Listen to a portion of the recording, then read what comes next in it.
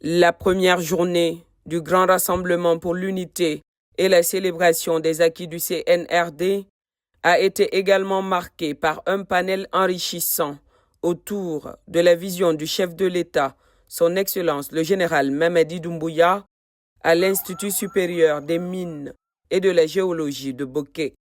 C'est dans un amphithéâtre rempli d'étudiants avides de connaissances que la délégation présidentielle, conduite par le ministre secrétaire général de la présidence, le général Amara Kamara, et le ministre directeur de cabinet de la présidence Djiba Diakité, a été chaleureusement accueillie.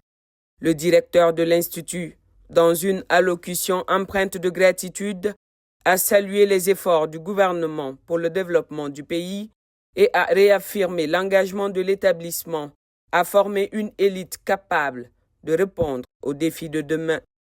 Les étudiants, reconnaissant envers le chef de l'État, son Excellence le général Mamadi Doumbouya, pour les réformes profondes qu'il a initiées, ont exprimé leur enthousiasme par des ovations nourries.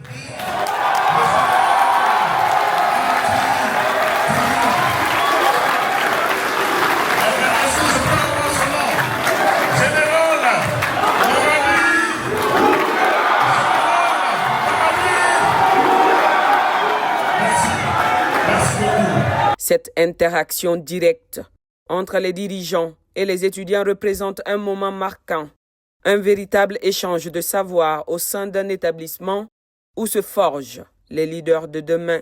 Le général Amara Kamara a souligné l'importance de tirer pleinement profit des ressources naturelles de la Guinée, notamment à travers le programme Simandou 2040, qui se veut un ensemble d'initiatives visant à répondre aux besoins fondamentaux des Guinéens. L'éducation en tant que pilier central occupe une place prépondérante dans cette vision.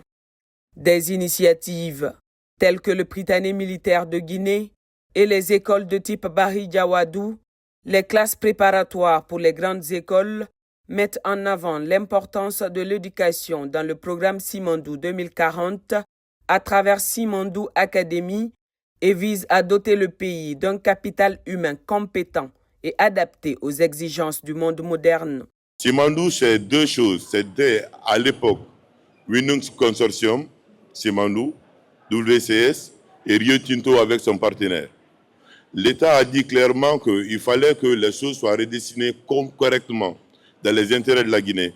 Donc nous sommes rentrés dans le projet, bien entendu, dans une négociation avec les différents acteurs pour faire en sorte que l'État prenne une participation non contributive, non dilutive dans le projet à hauteur de 15%. Ensuite, quand vous parlez de ce projet-là, tel que ça a été stabilisé, c'est 4 composantes. C'est le port, dans lequel l'État est pleinement actionnaire. C'est également les rails, c'est les mines, aussi l'acierie.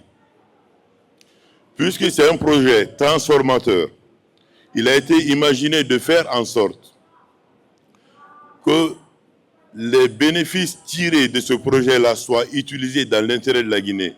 Et clairement dit, comme le comité l'a imaginé, que le projet soit le catalyseur du développement socio-économique de notre pays. Donc il a été pensé par le chef de l'État de partir en programme. C'est ce qui a donné le programme Simandou 2040. Mais un des aspects importants de cette vision, c'est de faire en sorte que le capital humain soit valorisé. Donc, dans les accords qui ont été signés, il a été mis à profit un quart des revenus du projet Simandou pour faire la valorisation du capital humain à travers sa composante Simandou académique. Ce que nous ambitionnons, c'est de faire en sorte que dans les 30 prochaines années, les meilleurs ingénieurs, les meilleurs juristes, les meilleurs jeunes et les meilleurs ouvriers de la sous-région soient effectivement des Guinéens pour que nous puissions effectivement être indépendants en termes de savoir-faire, mais que nous ayons effectivement l'expertise requise pour pouvoir nous-mêmes prendre en charge les destinées de notre pays sur tous les aspects.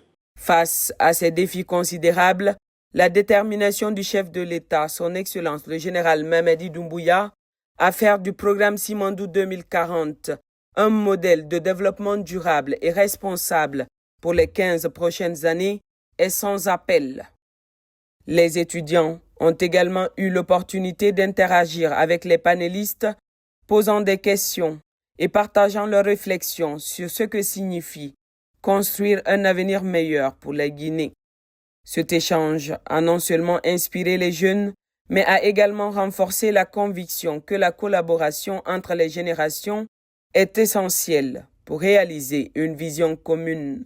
Le grand rassemblement dans la préfecture de Boké, située sur la côte maritime de la Guinée au nord-ouest, sur les bords du Rio Nunez, va au-delà d'une simple célébration.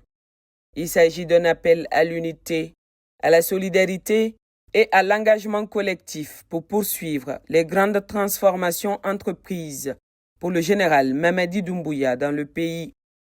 Les promesses de Simandou 2040 résonnent ainsi comme un cantique d'espoir et de renouveau.